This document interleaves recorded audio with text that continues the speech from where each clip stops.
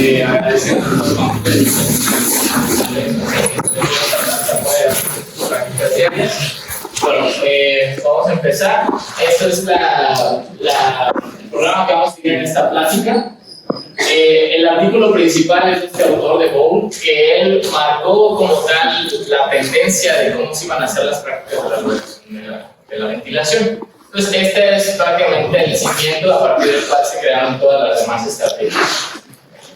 Vamos a empezar definiendo el winning, que winning como tal significa separación del paciente del ventilador. Hay otros autores, otras literaturas que lo marcan como simplemente pasar al paciente de una modalidad controlada a una modalidad espontánea. Eso depende de cada uno de los autores. La liberación de la ventilación prácticamente abarca todo el proceso relacionado con el retiro del paciente de la ventilación, incluidos los aspectos relevantes de la ventilación. De hecho, se habla pues de que actualmente ya este concepto es el que debemos de utilizar en no winning. ¿Por qué? Porque es un cese abrupto de la ventilación y no un paso a paso que condicionaba que los pacientes estuvieran de varios días bajo ventilación mecánica. Sin embargo, el hecho de que sea abrupto no significa que no tenga que ser protocolizado, hay que cumplir con ciertos pasos que vamos a ver ahora. Como tal, en el artículo de Bowl se definieron estas fases, en el cual existe primero el tratamiento de lo que llevó al paciente a la ventilación mecánica, que puede ser la falla respiratoria, puede ser la falla neurológica, no lo sabemos, pues en cada paciente es diferente el contexto. Posterior al tratamiento y saliendo de la fase de seguridad, iniciamos con una sospecha de que nuestro paciente puede ser liberado de la ventilación. Posteriormente viene la evaluación diaria del paciente, la prueba de ventilación espontánea, como tal extubación, y si el paciente fracasa, pues un sexto paso, ¿no? En donde tenemos que reintubar. Cada uno de estos pasos, pues obviamente implica una evaluación por nuestra parte. De manera inicial, en el tratamiento, en la fase de seguridad, pues debemos de lograr la estabilización lo antes posible. ¿Para qué? Para traer el beneficio al paciente. Posterior, entre estas fases existe diferentes días pues, en los que nosotros estamos evaluando constantemente si el paciente está listo o no. Eso nos puede llevar, por ejemplo, 10 días. Entonces, si duró 10 días intubado el paciente, lo que vamos a tardar en liberarlo de la ventilación es aproximadamente la mitad de esos días. Es decir, si duró 10 días, vamos a tardar en el proceso de liberación 5 aproximadamente. 40-50% de la duración total de la ventilación mecánica. Y posteriormente vendría la extubación.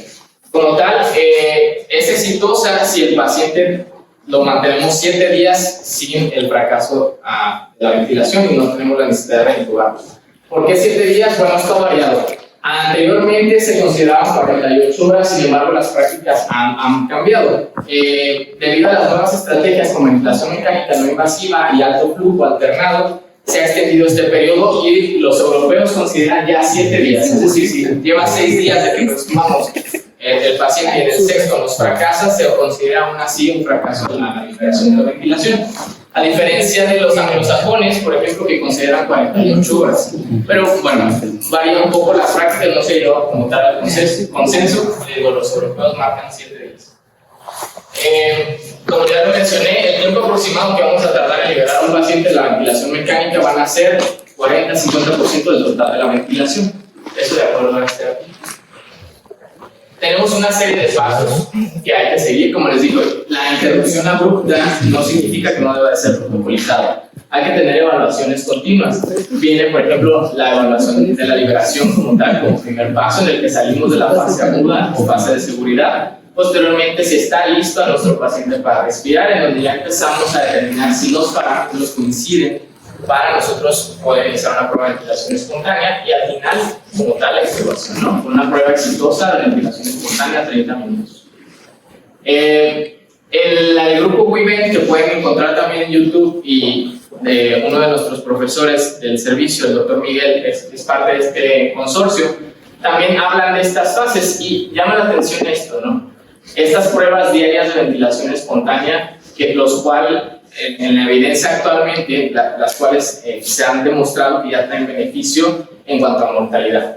Esto, de acuerdo a este artículo, en donde los despertares diarios sin interrupción continua de la sedación nos trae menor número de días bajo ventilación mecánica y un regreso más pronto de la terapia intensiva. Entonces, es por eso la recomendación de que si el paciente no tiene la necesidad de estar sedado, hay que mantenerlo sin sedación. Y hay que estar evaluando constantemente, una vez saliendo de la fase de seguridad, si el paciente está listo para liberar. ¿Vale? Estos son algunos otros artículos en los cuales me basé y de los cuales vamos a estar hablando durante la plática. Ahora, en cuanto a epidemiología, es también importante hablar. ¿Por qué? Porque debemos de saber en qué punto estamos parados con nuestros pacientes. La mayoría de nuestros pacientes se asemejan a estos tres artículos que vamos a discutir a continuación. Los tres son estudios de corte prospectiva. Como tal, Wynne es uno de los más importantes porque redefinió las fases de la liberación. Es por eso que tomamos como pauta este artículo de 2017. Después viene la doctora Karen Burns, en donde ella, en 142 unidades, trata de describir el retiro de la ventilación mecánica en estos pacientes. Y el último y más reciente, que fue liberado este año, en enero, en el cual fueron 481 unidades y describen también la epidemiología de los pacientes. Como les mencioné, el estudio Wynne en 2017 redefine las fases de la liberación que Bowes había escrito en el 2007 y menciona que debe ser no liberación, liberación corta, liberación difícil, prolongada y a su vez A y B, que es exitoso y no exitoso. De una forma más representativa, tenemos esta diapositiva, en donde el primer intento de separación fue definido como aquel paciente que entra a una prueba de ventilación espontánea o aquel paciente que lo liberan de la ventilación sin una prueba de ventilación espontánea. Así se definió el primer intento de separación. ¿Sale? Entonces vemos que en este grupo, que es un weaning corto o liberación corta, que es el primer día, fueron la mayoría de los pacientes. 57% de los pacientes entraron en este grupo. Vean la mortalidad, esto es importante mencionarlo. 5.8% de los pacientes fallecieron solamente en este grupo. Pero vamos a ver cómo la tendencia, pasando al segundo grupo, que es una liberación difícil, la mortalidad se triplica, prácticamente 16.5%. En este grupo entraron 10.1% de los pacientes del estudio Wynne en 2017.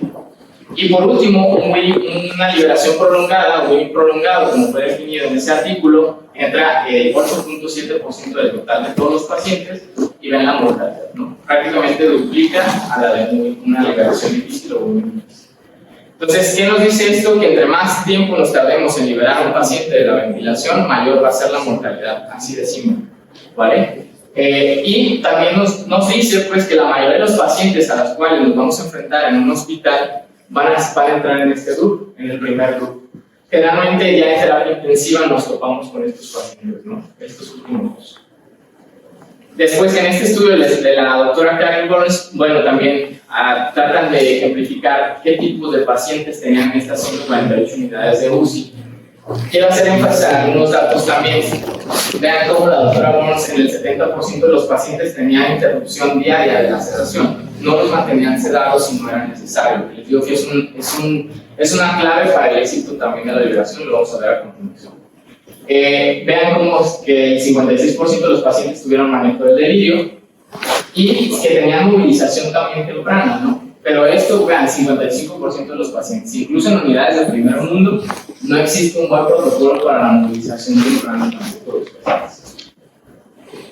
Después, en el WINSAFE, que es el estudio más reciente, vean cómo 77% de los pacientes tuvieron un intento de separación de la ventilación y se asemeja al estudio Wynne, en el que la mayoría o el grosso de la población entra en el primer grupo, que es el de la liberación corta. En el primer día se lograron extubar. Posteriormente, el 16% entra en el segundo grupo y el 9.6% en el de liberación prolongada, más de 7 días. Entonces, pareciera que la tendencia es esa. El primer grupo es donde se encuentra la mayoría de los pacientes y en el segundo y el tercero de la vez. ¿Qué retos tenemos con estas definiciones? Bueno, el reto es que debemos de liberar al paciente lo más rápido posible. ¿Por qué? Porque les mencionaba, a mayor número de días, la probabilidad de supervivencia va decayendo. Y a su vez, después del primer intento de separación del paciente, si tardamos en extubarlo, pues mayor mortalidad. ¿Cuál es el segundo reto? El no equivocarnos. Si nos equivocamos y no hacemos una valoración adecuada del paciente, lo vamos a condenar a una reintubación. Y sabemos pues que la reintubación de los pacientes nos lleva a una mayor mortalidad. En este estudio, por ejemplo, vimos que la tasa de mortalidad de los pacientes era 27 a 50% de los reintubados, ¿vale? Y vemos en el estudio WinSafe que 13.7% de los pacientes tuvieron que ser reintubados, lo que condicionó una mortalidad mundial de un 30%. Ahora, hay que también hacer énfasis en esta parte del estudio WinSafe. Vean cómo la tasa de reintubación más alta la tuvieron los grupos en el Winning intermedio o difícil y en el grupo de una liberación prolongada. Y vean también cómo condicionó a mayor número de traqueostomías en el último grupo. Pareciera que se corresponde con las prácticas que incluso nosotros tenemos en nuestros hospitales. ¿Qué concluimos de esto? Que hay que ser rápidos, pero también no hay que tardarnos tanto en la valoración y hay que hacer una buena evaluación. ¿Por qué? Porque sabemos que la reintubación nos va a llevar a mayor mortalidad de los pacientes. En cuanto a las definiciones operativas, bueno, el tratamiento de la falla, ¿no? Falló por algo neurológico, falló por algo respiratorio, y el chiste es tratar al paciente de manera inicial. La sospecha, bueno, yo como clínico empiezo a ver que mi paciente ya alcanza estabilidad y es momento de empezar tal vez a evaluar la liberación. Y a su vez el protocolo de una prueba de ventilación espontánea. ¿Cómo definimos winning complicado o liberación complicada? Aquel paciente en el cual tardamos más de un día en liberarlo de la ventilación, simplemente. En aquel paciente en cuyo caso perdemos la oportunidad de liberarlo. Creo que a todos nos ha pasado que el paciente, por alguna u otra razón, tenemos esta desidia de liberarlo y al día siguiente ya empieza con fiebre, cae el Kirby y obviamente nos complica la liberación. Y obviamente cuando fallamos, ¿por qué? Porque ya dijimos, la reintubación aumenta mortalidad.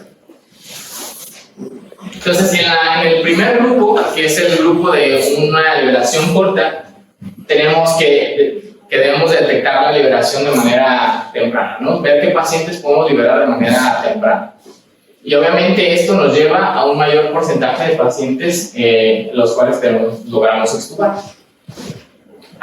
Esto también, vean este gap que existe aquí en este estudio WinSafe, me gustó esta grafiquita, porque vamos a ver qué tan buenos somos en esto, qué tan buenos somos en detectar que un paciente se puede liberar de manera rápida. Vean aquí, por ejemplo, en esta línea, en la primera línea, tenemos que el paciente empieza con datos de que puede estar en una ventilación espontánea, ¿no?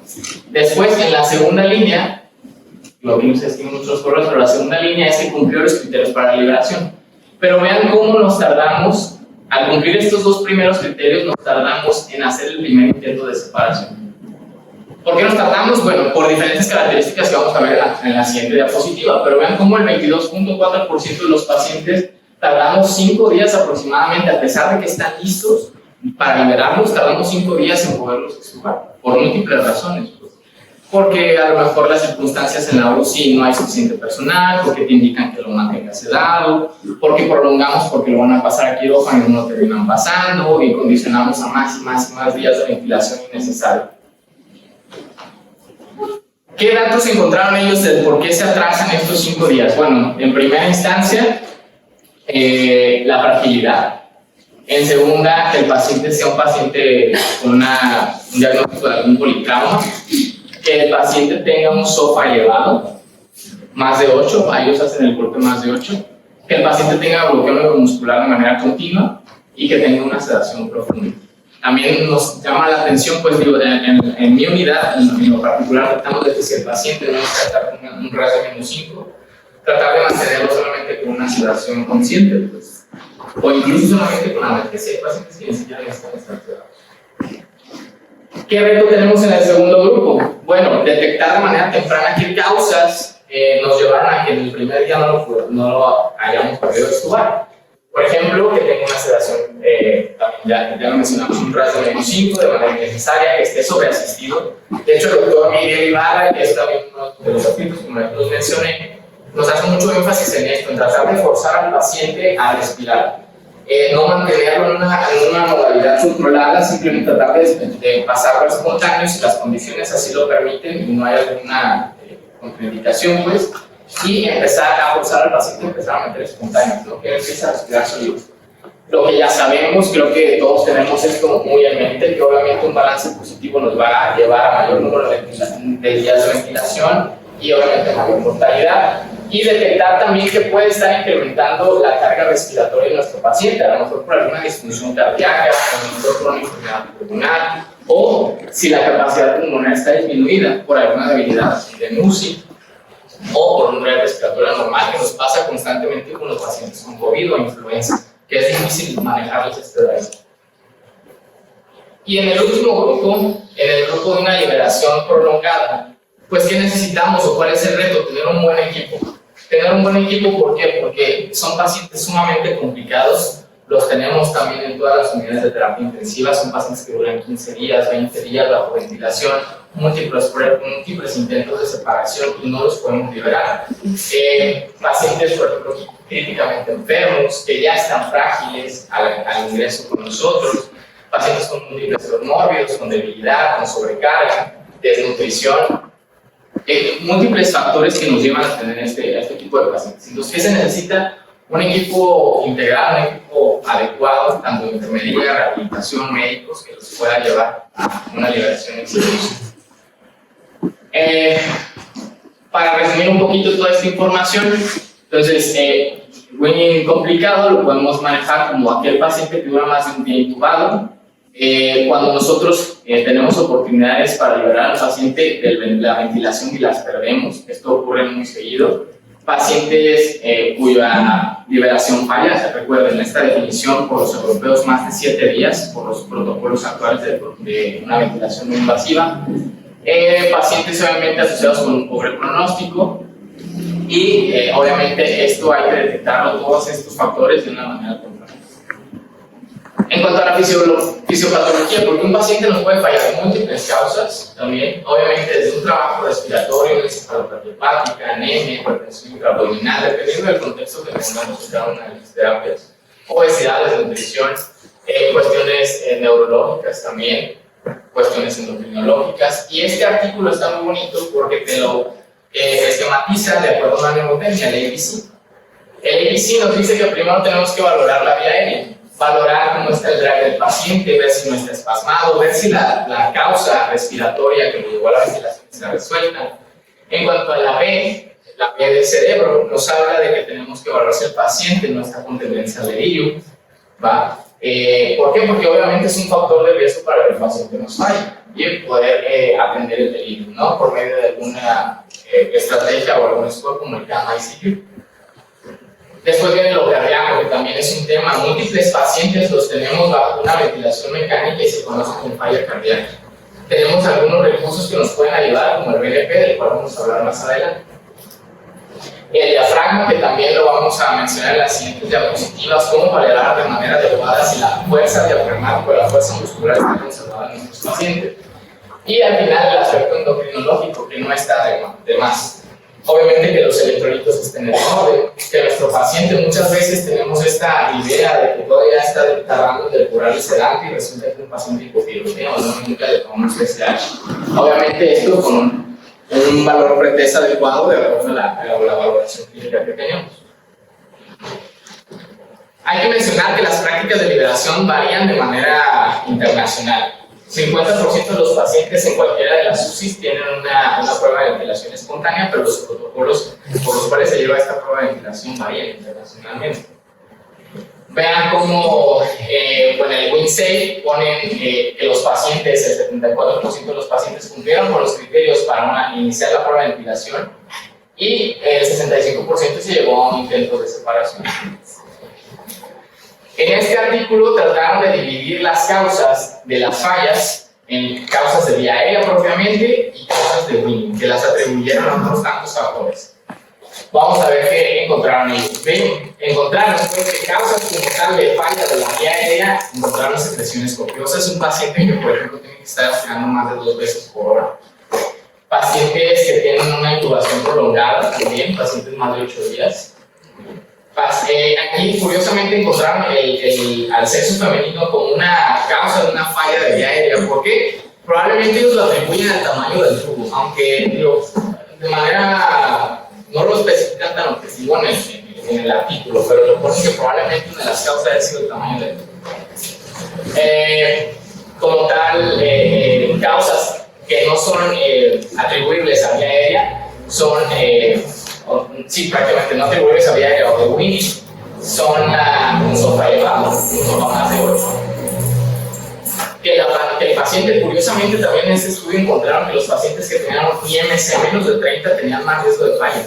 Uno pensaría que los obesos, pero en este artículo ponen un IMC menos de 30. Después, la ausencia, que creo que esto lo sabemos todos, causas en común que pueden llevarnos a un fallo grande, tanto de vía aérea como de no vía aérea, pues una ausencia de un reflejo de oxígeno adecuado. Y obviamente que un paciente esté intubado con un coma o que el paciente esté intubado con una falla respiratoria. ¿Qué tenemos que valorar en lo clínico, no? Pues obviamente que el paciente tenga ausencia de secreciones abundantes, que tenga una estabilidad clínica, que ahorita vamos a hacer énfasis en esto también, y de manera objetiva todos estos parámetros son. Aquí les puse unos estetoscopios en los puntos que vamos a hacer un poquito de paréntesis para especificar por qué se habla de inestabilidad hemodinámica, por qué se habla de la fuerza muscular, un poquito vamos a hablar también de esa cuestión ¿qué hay con la inestabilidad hemodinámica? Podemos extubar a un paciente con inestabilidad hemodinámica, es un punto, pues obviamente, a discutir y de cierta manera controvertido. ¿Qué nos puede generar que un paciente esté con inestabilidad hemodinámica entrando en una prueba de ventilación espontánea? Pues que tenga una reserva fisiológica menor. Y a su vez, que puede que la patología inicial todavía no esté completamente limitada. En este estudio unicéntrico, que es una de las debilidades, pues encontraron que no existía diferencia entre el tiempo de reintubación de los pacientes con y sin aminas. En este no encontraron diferencia. Sin embargo, en este estudio del 2022 de este autor, dividieron los pacientes en una dosis de norepinefrina menor a 0.1 miligramos kilogramo minuto y una dosis alta mayor de 0.1 miligramos kilogramo minuto. ¿Por qué esta dosis? Fue elegida de manera arbitraria, aunque sí hay que hacer énfasis que esta dosis se sacó porque es la dosis que se establece en el escrosófago. Entonces, de cierta manera sí lo utilizaron porque eso utilizamos para sacar el esófago, ¿no? Más de 0.1 o menos de 0.1. Aquí les explico un poquito la gráfica. Obtuvieron hazard ratings. Los hazard ratings nos sirven para ver qué tan probable es que un paciente tenga riesgo de reintubación o de mortalidad. Si es mayor de 1, el riesgo es mayor. Sin embargo, en esta que nos habla de la estancia prolongada, tanto en UCI como en el hospital, es un factor protector que tenga menos de 1. ¿Va? Entonces, en los pacientes que tuvieron una dosis alta de vasopresor, más de 0.1, encontraron que tenían mayor tasa de reintubación, una mayor mortalidad y una mayor estancia en UCI o en el hospital. Y en los pacientes que tenían una dosis baja, menos de 0.1, encontraron que tenían un menor riesgo de reintubación, una menor mortalidad, que ahí llama la atención, ¿no? ¿Cómo puede ser que disminuyas la mortalidad de un paciente con una dosis menor de vasopresor? Ahí es algo que también nos podríamos preguntar. Y obviamente tuvieron una estancia menor en UCI. Entonces, sí, este es un estudio un poco más objetivo que el primero, en el cual les digo, una de las deficiencias es que fue unicéntrico. En este segundo, obviamente con mayor número de unidades y con esta división entre mayor vasopresor y menor vasopresor, encontraron que si tenemos pacientes con una dosis menor a 0.1, pues potencialmente los podríamos extubar. ¿Qué tipo de pacientes tenían en este estudio? Bueno, la mayoría de la rama clínica o médica y un porcentaje menor de la rama química. Les hablaré del BNP. El BNP es una estrategia que tenemos también en los pacientes que tienen alguna falla cardíaca y a los cuales esta presión positiva nos asusta un poco a la hora de extubar, ¿no? Porque tienen el riesgo de congestionarse a la hora de quitar la presión. Hay una estrategia con BNP en el cual les tomamos BNP antes y después de la prueba y si tiene un aumento más del 15% es un paciente que tiene riesgo de congestionarse. Si es menor a este valor, es un paciente que potencialmente podríamos extubar de manera segura. Ahora, la debilidad muscular la podemos hablar de una forma muy sencilla y te lo dicen los libros que tienen una buena correlación, ¿no? Que simplemente pide al paciente que levante la cabeza de la cama y que levante sus brazos. Y se ha visto que tiene buena correlación a que no tengan neuromiopatía por enfermedad febril. Sin embargo, si queremos evaluar en específico el diafragma, tenemos que tomar en cuenta estos tres factores. que tenga un drive adecuado, que tenga fuerza muscular y que la carga mecánica que tiene el paciente sea razonable. Y esto nos va a llevar a una liberación exitosa. Esos son los 3 factores. ¿Qué pasa cuando uno de estos se altera? Digamos que el paciente tiene una carga mecánica incrementada. Pues obviamente de manera consecuente va a incrementar el drive y tiene que tener músculos lo suficientemente fuertes para compensar. Sin embargo, existe un mayor riesgo de fallas. Ahora imaginemos que el compromiso es muscular.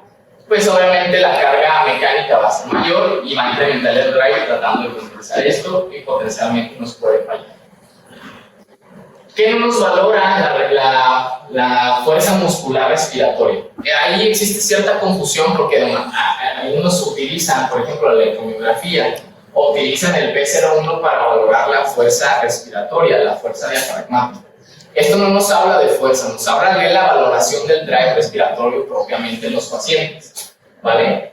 ¿Qué podemos hacer para valorarlo? Pues desde la clínica, desde lo más sencillo, poner la mano en el abdomen del paciente y determinar si tiene una relación adecuada a la hora de inspirar y obviamente va a bombar el abdomen, que eso sería lo normal, o tiene una relación paradójica en la cual el abdomen se mete, pues, por decirlo así, y sube el diafragma. Eso sería como lo más sencillo. La otra es calcular el MRC. Que el MRC malamente también lo correlacionamos con que el paciente tenga debilidad en los músculos respiratorios. No es así. En esto van a ver que existe una muy mala correlación. El paciente puede tener un MRC alto y detectar una debilidad, pero eso no nos habla de que el diafragma esté con debilidad, pues propiamente, ¿no? Tienen muy mala correlación. Entonces, ¿qué podemos hacer en nuestros pacientes? Si el paciente no tiene ninguna respiración espontánea, ¿cómo podemos valorar si el paciente tiene suficiente fuerza? Lo podemos hacer de la siguiente manera. No todos los hospitales tienen este recurso. En nuestro hospital tenemos el beneficio de contar con el equipo de rehabilitación y que tienen esta herramienta. Por medio de esta herramienta, que es la estimulación del nervio esférico, se mide la presión que se ejerce endotraqueal por el tubo. Y si esa presión es mayor de 11 centímetros de agua, es un paciente con una fuerza prácticamente normal. Si el paciente tiene menos de esto, pues el paciente se considera que tiene debilidad diafragmática. Hemos solicitado esta prueba, nos la han hecho, no de manera rutinaria, porque obviamente implica mucho protocolo, pero sí tenemos el recurso en nuestro hospital. Ahora, ¿qué pasa en pacientes que están en una ventilación, en una presión soporte, pero que no están del todo cooperatoria? En este tipo de pacientes lo que podemos utilizar es la presión de oclusión, en el cual predice la fuerza muscular de los músculos respiratorios restando tres cuartos del valor que nos puede dar aquí. Eso es predecir. Más bien sería el valor determinado de la presión muscular. Y tiene muy buena correlación. Vean, comparado con el gold standard, pues, que es las velocidades de conducción, y comparado con la presión diafragmática, vean cómo la correlación lineal es muy buena. El valor normal tendría que estar entre 13 y 12 centímetros de agua. Si nos da menos de eso, pues es un paciente que tiene debilidad diafragmática, ¿vale? Y vean el rendimiento que tiene del área por debajo de la curva, .95. Es una prueba muy sencilla en la que hacemos una pausa expiratoria. El paciente va a jalar aire, obviamente. A la hora de jalar aire, ese valor vamos a restar 3 cuartos y esa va a ser la presión muscular del paciente. Ahora, si nuestro paciente está completamente cooperador, pues una de las pruebas más conocidas es el NIF o la presión inspiratoria máxima, en el cual también se ocluye y al paciente le pedimos que inspire vigorosamente y vamos a detectar esta deflexión negativa en la prueba. Muy sencilla, relativamente sencilla, pues. Algo que me pregunté cuando leí de esta prueba es ¿qué valores utilizar? Aquí hay que hacer énfasis en que el paciente no debe de estar en una ventilación controlada. Necesitamos que el paciente esté metiendo espontáneo solamente para valorarlo. ¿Con qué se hizo esta valoración? Esta valoración se hizo con 10 de soporte más menos 2. Entre 12 y 8 fueron el soporte que ellos le metieron. Sin embargo, las recomendaciones actuales es que se realice con un FIB de 0 y con una presión soporte de 0. ¿Para qué? Para que la valoración sea más fidedigna. ¿El punto de corte cambia? Sí, sí cambia. Aunque los autores mencionan que no se ha llegado a un consenso de qué valor tomar, se habla de que obviamente si estás más cerca de 30, no tomarlo como un dicotómico, ¿no? De que, bueno, está menos de 30, pues el paciente ya no pasó. No existe un punto de corte como tal para una presión de 0 y un PIB de 0. Pero obviamente si te marca 10, pues es un paciente que tiene mayor riesgo. Si se te marca cerca del 30, pues es un paciente que tiene más alta tasa de éxito. Tiene muy buena correlación, vean, también aplicado o contrastado con el estándar. Yo sabía la correlación inicial, es muy buena, ¿vale? Y la curva, el área por abajo, la curva. ¿Se tiene que evaluar en todos los pacientes? Pues no, en realidad no, porque ya dijimos que el resto de la población va a estar en una ventilación, en una liberación corta, perdón. Pero los pacientes en los cuales tenemos ya una primera falla es importante empezar a evaluar todos estos factores. ¿Vale? ¿Por qué? Porque pues, obviamente no tenemos tiempo de valorar a todos los pacientes. A pesar de todo esto que les he hablado, 30% de los pacientes que no cumplen de manera satisfactoria con estas diapositivas previas, incluso pueden ser liberados de manera exitosa. Y yo creo que nos lo demuestran los pacientes que se quitan el tubo de manera fortuita, ¿no? 50% de los pacientes que se suban de manera fortuita no fracasan. Y eso nos habla de cierta manera que a veces nos pasamos, creo, de precavidos y condicionamos a una mayor prolongación de la ventilación. Incluso vamos a hablar de la prueba de fuga de los pacientes, y a veces estos pacientes también, porque no fugan, los llevamos a 5 o 7 días de cargas esteroides, y nos ha pasado, ¿no? Se extuban ellos solitos y nunca generan los pagos, ni entonces, siguiendo este artículo, tenemos esta mnemotecnia, pues, que también nos indica qué tenemos que valorar en nuestros pacientes. Y lo tratan de protocolizar en este algoritmo. Muy sencillo, ¿no? Nuestro paciente cumple con los criterios de estar listo para la liberación, pues la respuesta es sí. Es importante realizar una prueba de ventilación espontánea. ¿Cuánto debe durar? Pues aquí todavía no actualizaban la literatura, ellos ponían entre 32 horas, pero vamos a ver ahorita que se comparó ya en un estudio más reciente, entre 2 y 30, y es prácticamente lo mismo. Y bueno, si el paciente pasa, pues obviamente tomar una gasometría a los 30 minutos, esto para ver que no esté con tendencia a retener CO2, no esté hipoventilando y valorar la oxigenación también. Entonces, tomando esto ya, el siguiente paso, que es el listo para liberación, ¿no? Que ya serían las siguientes pruebas, vamos a continuar con las diapositivas para especificar estas pruebas también.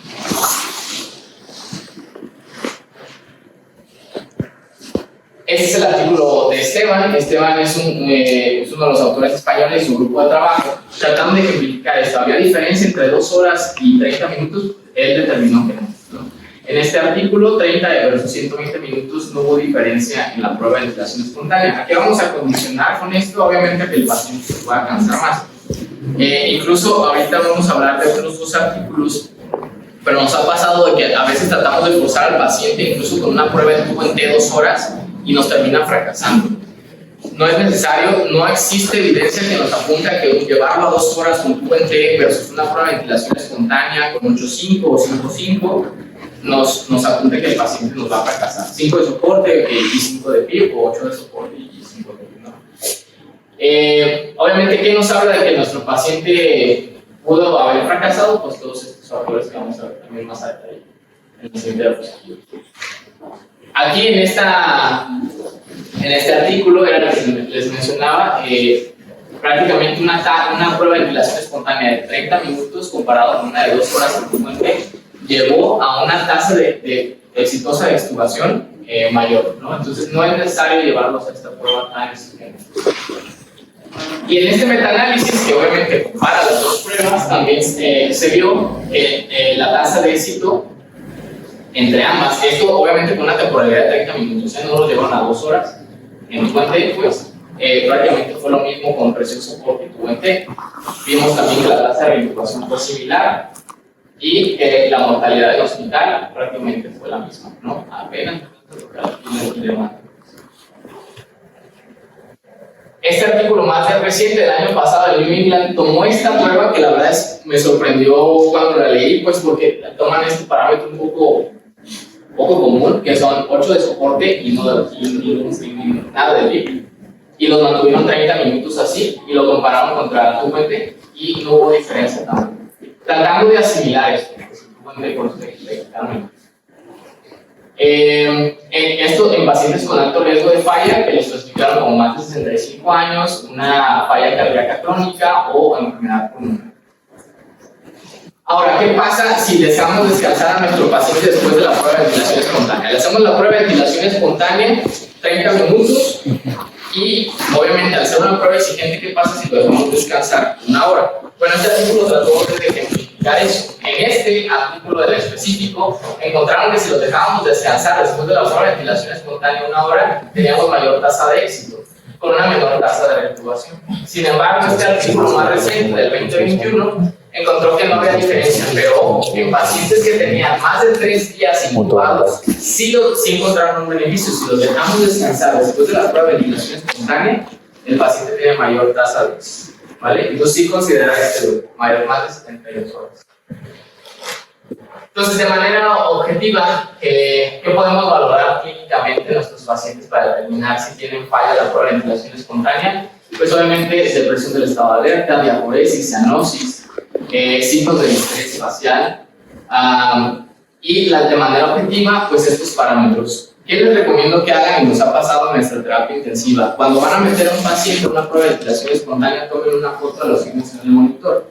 Esto les va a ayudar a tener un parámetro objetivo pre-prueba y después de terminar la prueba toman otra foto. ¿Por qué? Porque nos ha pasado que llega en ocasiones alguien que va entrando al turno, algún escrito o algún otro QR, y ven que el paciente está hipertenso, pero resulta que la prueba la empezó hipertenso, o resulta que el paciente estaba taquicárdico previo a la prueba y lo ven con 130 y consideraron que falló. Entonces, siempre traten de tomar una foto a los signos vitales o apunten los signos vitales, estos rubros en específico, antes de la prueba, para que puedan comparar si aumentó, por ejemplo, la frecuencia la presión sistólica, perdón, o la frecuencia cardíaca, ¿no? Obviamente hay que tomar eso en cuenta, evitar la atrofia diafragmática, mejorar el proceso de retiro de la ventilación, como también metas que debemos de tener. Los predictores de retiro de la ventilación, el más famoso es llamado Tobin, por Tobin obviamente, por el autor que lo describió, o el RSBI, ¿no? Y la presión máxima, que ya hablamos de ella en las diapositivas pasadas. Vamos a hablar un poco de la prueba inicial que elaboró Tobin. Tobin la midió con un sensor en tubo entero. Por eso determinó este punto de corte, ¿no? Sin embargo, nosotros, la mayoría, no lo hacemos con tubo entero, entonces el punto de corte no es el 100. El punto de corte, si lo hacemos con estos parámetros, debe de ser 75, no el 100 que normalmente vienen las calculadoras o lo que vamos a encontrar nosotros, ¿no? Esto de acuerdo a este artículo, en el que fue con un PIB de 5 y una presión de soporte entre 5 y 7.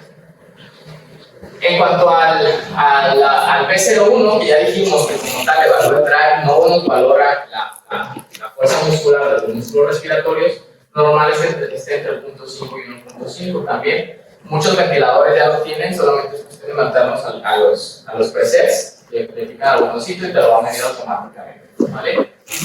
Aunque también nos puede dar solamente el ultrasonido pulmonar, en esos protocolos en los cuales se compara el uso score previo y post, la cantidad de líneas B que vemos en el paciente en el pulmón pre y post prueba, y obviamente la valoración, ya lo dijimos, del grosor diafragmático. ¿Por qué no hablé de expulsión diafragmática?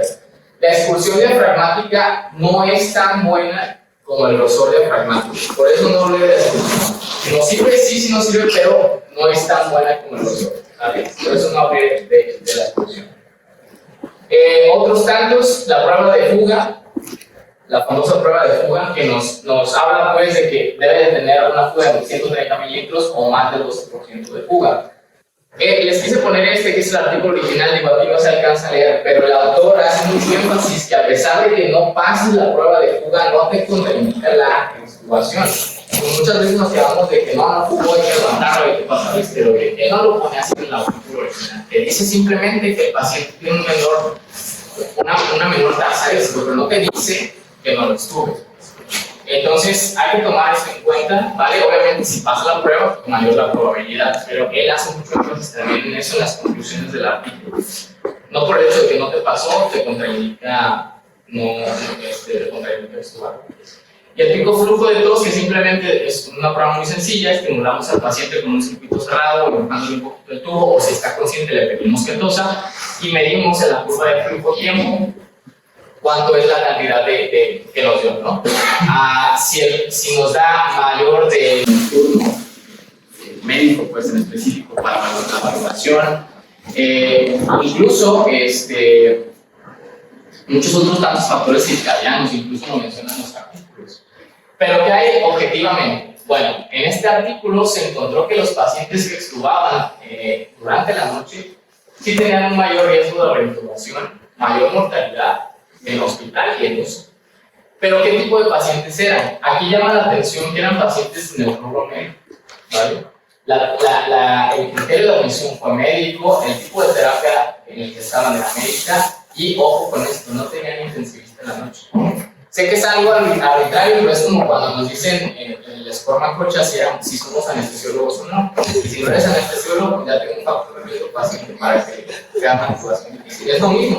Es lo mismo porque si tienes intensivista, no hay una terapia intensiva. Si tienes intensivista, pues el riesgo es menor. Si no tienes intensivista, pues aumenta el riesgo de regresación. Entonces son algunos factores que encontraron en este tipo de artículos. Sin embargo, si nos vamos a un metaanálisis, en el metaanálisis se encontró que no existía diferencia, ¿vale? Día o noche. Entonces, no son estudios prospectivos, esto sí hay que hacer un énfasis, son estudios retrospectivos. Si hay mucha oportunidad, pues, a futuro en artículos pues, que potencialmente pueden salir de determinar de manera más objetiva si esto es cierto o no. Con los artículos que tenemos, pues, esto se determinó en este metaanálisis, que no existía diferencia entre día o noche, pero sí contextualizar la terapia intensiva. Sabemos, creo todos, pues, que en la noche la mayoría del equipo de enfermería se va a dormir, quedan 2 enfermeros nada más para cuidar el piso, los pacientes, o el asiento de la noche se va a dormir también, y pues tienes a cargo todos los pacientes, ¿no? Entonces, hay que tomar eso también en cuenta. Si el personal es capacitado, no tendríamos por qué detener la intubación, perdón. Y sí también, de acuerdo a esta tendencia, que como les digo, no es la más efectiva al ser estudios retrospectivos, considerar que los pacientes clínicos no tendrían ningún problema, pero si son pacientes de la rama médica, yo a lo mejor me detendría un poco. Y de la poca experiencia que tengo, sí lo hemos visto, pacientes que extubamos en la noche con algún criterio médico de ingreso, tienen mayor riesgo de falla. Los pacientes quirúrgicos, en cuanto nos llegan, los mantenemos sin sedación y logramos extubarlos 3 o 4 de la mañana. A lo mejor estoy hablando muy subjetivamente, pues en este punto, desde mi perspectiva en mi unidad, pero bueno, se ve reflejado también en la evidencia a nivel mundial. Entonces, considerar, pues, este tipo de pacientes que a lo mejor, si tienen menos de 2 horas intubados, que son de la rama quirúrgica, podemos intubarlos de una. Y este artículo también lo menciona así, pacientes posoperados, el estudio SOS determinó pues que también los pacientes que se extubaban de manera inicial al cargo sin sedación también mejoraban los outcomes, ¿no? Disminución en la tasa de, bueno, en los días de ventilación mecánica, en la estancia en UCI. Tenemos también mucho problema en ocasiones entre si lo extuban en quirófano o no. Bueno, hay que tomar en cuenta también estos factores de riesgo, ¿no? Muchas veces anestesio nos comenta este tipo de particularidades. El paciente tiene falla cardíaca persistente, falla renal persistente, En el caso de los pacientes postquirúrgicos de cardio en específico, vean el tiempo de bomba. Es importante también recolectar esa información para determinar por qué o sí y por qué no se pueden extubar en el mismo quirófano o en UCI. ¿Cómo se debe de extubar el paciente? Bueno, tratar de mantener una posición semi-Fowler, obviamente tener la adecuada succión, tanto en boca como en tráquea.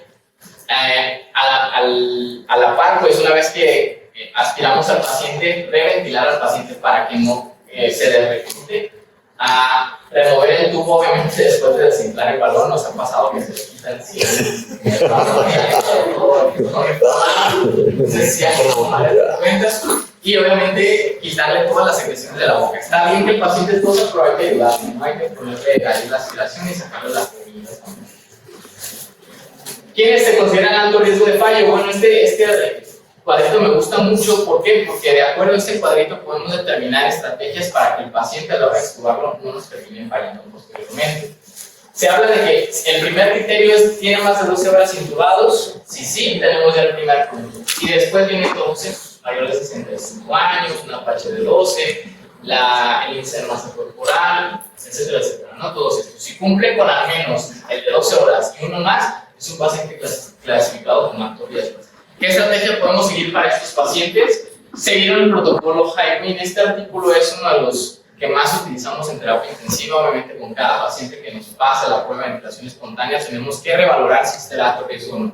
Si es de alto riesgo, pues bueno, entonces lo metemos a este protocolo en el cual se les da 4 horas mínima, al menos pues, de una ventilación no invasiva y posteriormente se alterna con el alto flujo, ¿vale?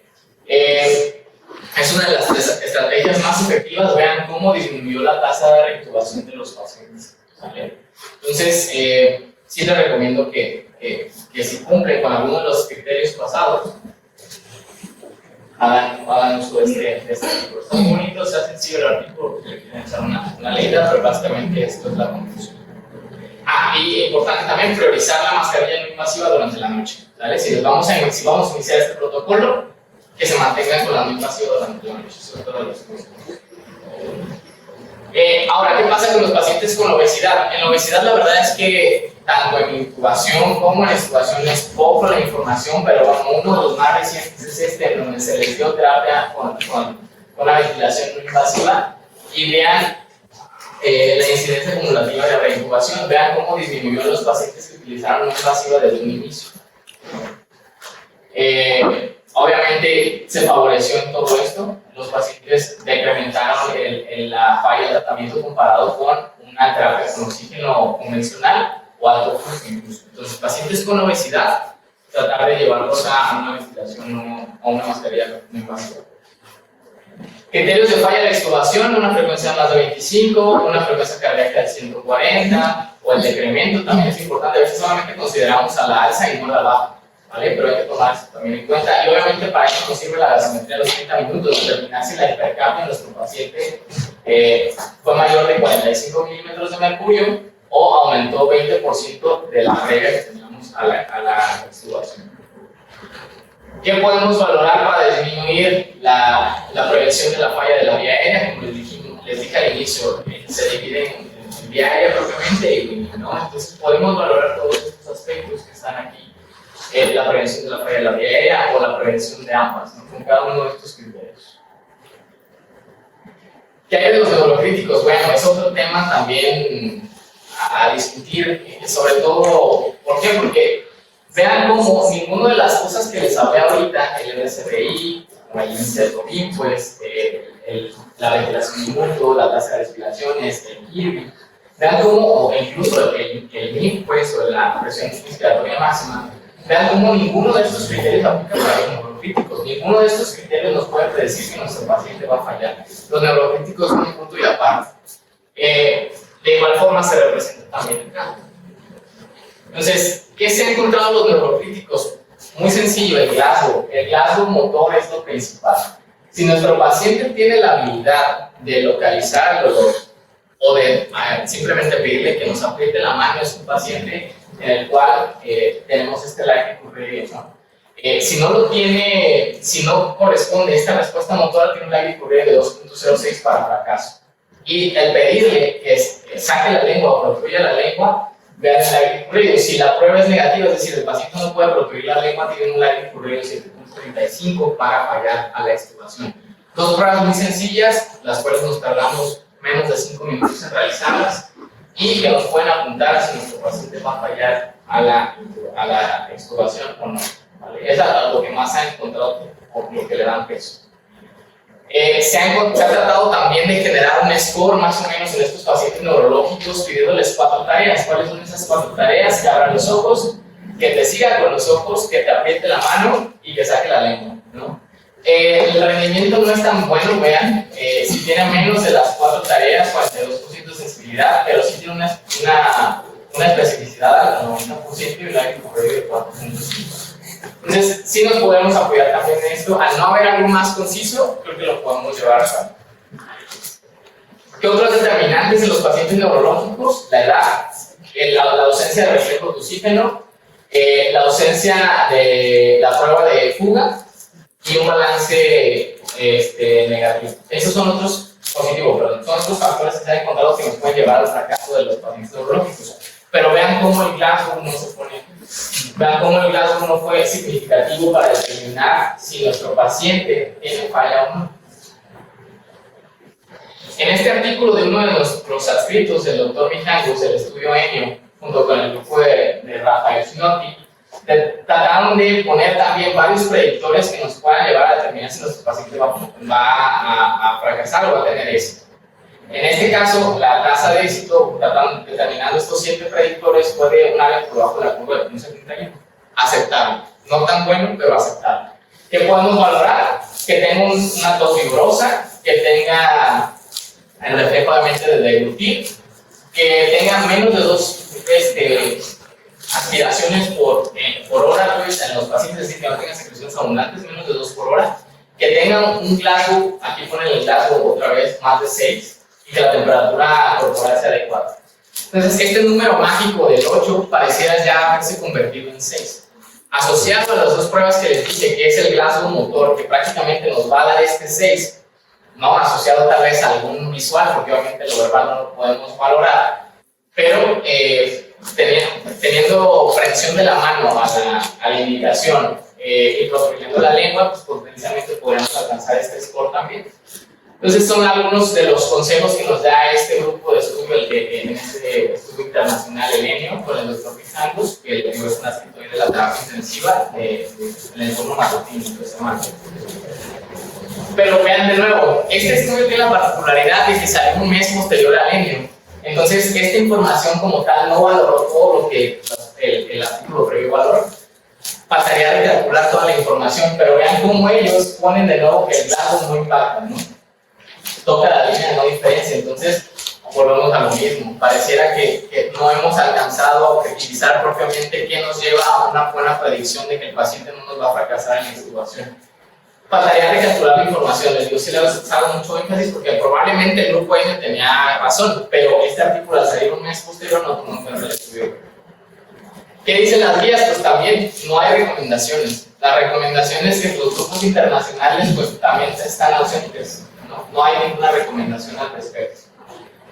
En este tipo de pacientes con un retiro fallido prolongado, que son los que constantemente vemos, los pacientes neurológicos, pues la opción es la traqueostomía. Hemos visto pues que en los pacientes en los cuales llevan 7 días intubados y por medio de scores o por medio de reglas predictoras determinamos que va a durar más de 14, pues es un paciente que potencialmente podríamos someter a un protocolo de Vean cómo el porcentaje de traqueostomía relativamente se mantiene igual a lo largo de los años en esta corte. Todo en el 2004 17%, 2010 19% aumentó, aquí volvió a bajar, y en el grupo ENIO, el del doctor Mijangos, 21% de pacientes. Curiosamente, el doctor Mijangos no le gusta traqueostomizar a los pacientes, ¿vale? Entonces, a pesar del grupo de trabajo, pues se ve un 21%. Y la duración, vean la duración de la intubación, 12 días en este 9 días. La cantidad de traqueostomías percutáneas, que bueno, actualmente es el estándar en vez de las abiertas, pues se mantenía prácticamente la relación a la mitad. ¿Qué condicionaba a estos pacientes como predictores de traqueostomía? Los pacientes con una lesión cerebral o trauma, pues edad, si tenían trauma torácico, trauma facial, si estaban con hipoxemia persistente, el lazo, aquí lo vuelven a poner, y las no factores atribuibles a meterlo con una traqueostomía. ¿Qué complicaciones tempranas puede llevar la traqueostomía? Sangrado, algo muy común, 19%. A mediano plazo, sangrado igual, que cede con la compresión. Pero vean a largo plazo, y eso sí quiero hacer énfasis, porque muchas veces les hacemos las traqueostomías a los pacientes y nos olvidamos, ¿no? de la evolución posterior. Y vean el impedimento que tiene la mayoría de dificultad para el habla, un 51% de los pacientes. Entonces, sí hay que considerar. Entonces, en pacientes, ¿qué beneficio nos puede tener si le hacemos demasiado temprano pero le hacemos de manera temprana la traqueostomía? Pues una mejor liberación, menos sedación y un menor riesgo de neumonía. Y tardío, pues evitar pues obviamente la traqueostomía. Tenemos este score, que este score es en específico en los pacientes con stroke o con un MSC. En ese que se llama set-score, pues si los pacientes cumplen con más de 8 puntos, es un paciente que potencialmente de manera temprana tendríamos que llevar a la traqueostomía. Los dos estudios principales que hablan de esto es el SETPOINT, que de manera inicial en el primero, en este año, en 2013, encontró una mejoría de la supervivencia de los pacientes, pero al replicar el estudio, años posteriores se encontró que no existía diferencia, ¿no? Si hasta crecimiento temprana versus la. Vean muchas veces la calidad de vida de los pacientes, no nos olvidamos también de esto, la calidad de la vida de los pacientes posterior a hacerles una traqueostomía. Vean lo importante que es a los 12 meses. Entonces les digo, generalmente no nos preocupamos de esto, pero actualmente sí es un factor de calidad de la investigación. Entonces, ¿qué conclusiones podríamos tener? Hay que tener cuidado con cuándo determinar si hacer una traqueostomía o no. También hay que recordar que la rehabilitación y las medidas para evitar una lesión secundaria en pacientes con trauma cardíaco infarto. Lo más importante es el timing. Y hay mucha discrepancia todavía, les digo, a nivel internacional acerca de esta intervención. Y pues sería todo de mi parte.